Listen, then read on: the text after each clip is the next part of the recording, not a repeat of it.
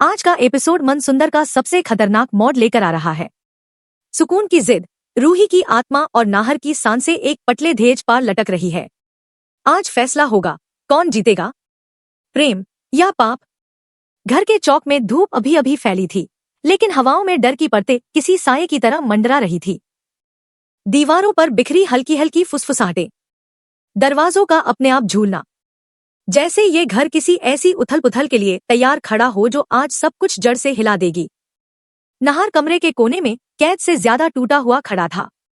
जिस परिवार को उसने हमेशा बचाया था, वही परिवार आज सुकून की कठपुतली बना उसके सामने खड़ा था। चेहरे पत्थर, आंखें सुनसान और दिलों पर ताले। नाहर समझ नहीं पा रहा था कि आगे का कदम क्या हो, कैसे अपने ही घर को इस काली छाया से मुक्त करे। तभी हवा में अचानक चूड़ियों की खनक गूंजी। नाहर ठिठक गया। रूही। उसकी आवाज किसी डूबते हुए इंसान की तरह कांप रही थी। कमरे की खाली दीवार पर हल्की हल्की रोशनी उभरी, जैसे कोई अदृश्य हाथ नाहर तक पहुंचने की कोशिश कर रहा हो। हवा में गुलाब की खुशबू फैल गई, जिसे केवल रूही लाया करती थी। मैं हूं, नाहर। आवाज कहीं दूर से आई, फिर भी इतनी पास, जैसे किसी ने कानों में फूंक मारकर कहा हो। नाहर की आंखों में उम्मीद की आग जल उठी। रूही, मुझे बताओ, क्या करूं? सुकून ने सब पा जादू कर रखा है। मैं अकेला पैठ चुका हूं। रूही की आत्मा धीरे से बोली। अकेला नहीं हो तुम। माँ दुर्गा का आसपास आना शुरू हो चुका है। मैंने आज रात उनसे प्रार्थना की थी और उनका पहला संकेत इस घर में आ चुका है। नाहर ने दंग रहकर पूछा, कौन सा संकेत? रूही की आत्मा ने कमरे की खिड़की की ओर इशारा किया। वहां से दूर घर के हॉल से मंत्रोच्चार की आवाज आ रही थी। दादी और छोटी माँ आधे होश में आधे वश में देवी की चौकी सजा रहे थे।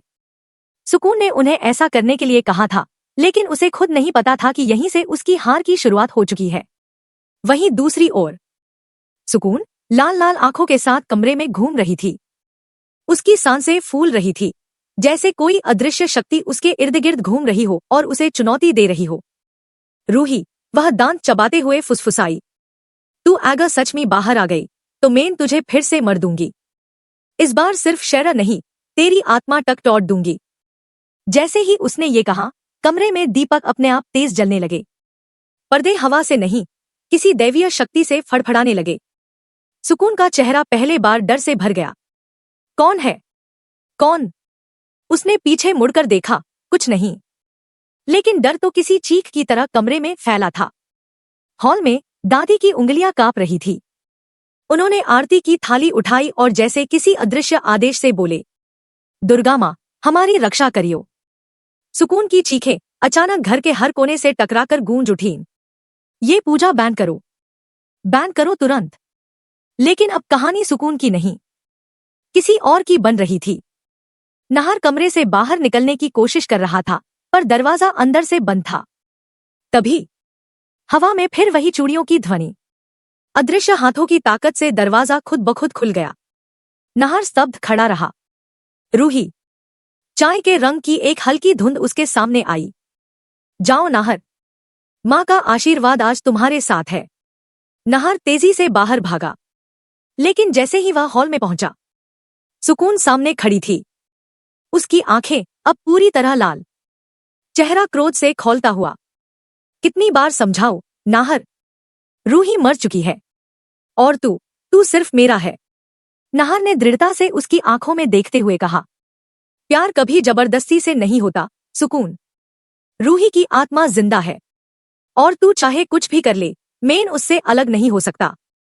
सुकून जोर से हंसी, एक ऐसी हंसी जिसे सुनकर घर की दीवारें तक कांपने लगी। अच्छा, तो तू मुझसे लड़ेगा? रूही के लिए, एक आत्मा के लिए? नाहर ने कदम आगे बढ़ाया। रूही सिर्फ आत्मा नहीं, मेरी धड़कन है।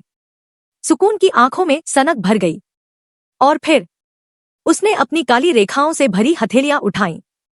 दिए एक एक कर बुझने लगे। फर्श काला पड़ने लगा। हवा जैसे जहरीली हो गई। अब देख नाहर, रूही की आत्मा को मैं यही इसी घर में आज मिटा दूंगी। नाहर चीखा। रुको सुकून। लेकिन अब बहुत देर हो चुकी थी। रूही की आत्मा अचानक हॉल में प्रकट हुई। फर्श से उठती रोशनी, हवा में चमकता सफेद धुआं और घंटियों की आवाज। बस सुकून। रूही की आवाज साफ, तीखी और शक्तिशाली थी। आज तू अपनी जिद से आगे नहीं बढ़ सकती। सुकून पीछे हटने लगी। तू तू कैसे आ गई? बहुत कोशिश की थी मैंने तुझे बैन करने की। रूही की आत्मा चमक उठी। माँ की शक्ति के सामने तेरा जादू एक बिंदी के बराबर भी नहीं। दीवारों पर माँ दुर्गा का अंकित त्रिशूल चमक उठा और उसी चमक में सुकून जमीन पर गिर पड़ी, जैसे किसी ने उसकी शक्ति खींच ली हो। नाहर भागकर रूही की आत्मा की ओर बढ़ा। रूही, रूही, क्या तुम ठीक हो? रूही मुस्कुराई। नाहर, अब तुम अकेला नहीं हो। सुकून जमीन पर तड़पने लगी। ये सब झूठ है। नाहर, रूही की बात मैच सुनो। लेकिन नाहर अब झुककर बोला, सुकून, तेरी हार आज लिखी जा चुकी है। रूही की आत्मा आगे बढ़ी। मेरी कहानी यही खत्म नहीं होती, और ना हाय तुम्हारी। कल सच का असली प्रकट्या होगा। दीपक एक एक कर अपने आप जल उठे, जैसे कोई दैवीय शक्ति इस घर का अंधेरा चीरकर नई रोशनी बिखेर रही हो। नाहर ने गहरी सांस ली। पहली बार राहत की। लेकिन कहानी अभी खत्म नहीं हुई थी, क्योंकि अगले ही पल सुकून की आंखें फिर से खुली और उसने धीरे से डरावनी मुस्कान दी। आखिरी खेल अभी बाकी है। रूही। स्क्रीन धीरे धीरे काली होने लगी।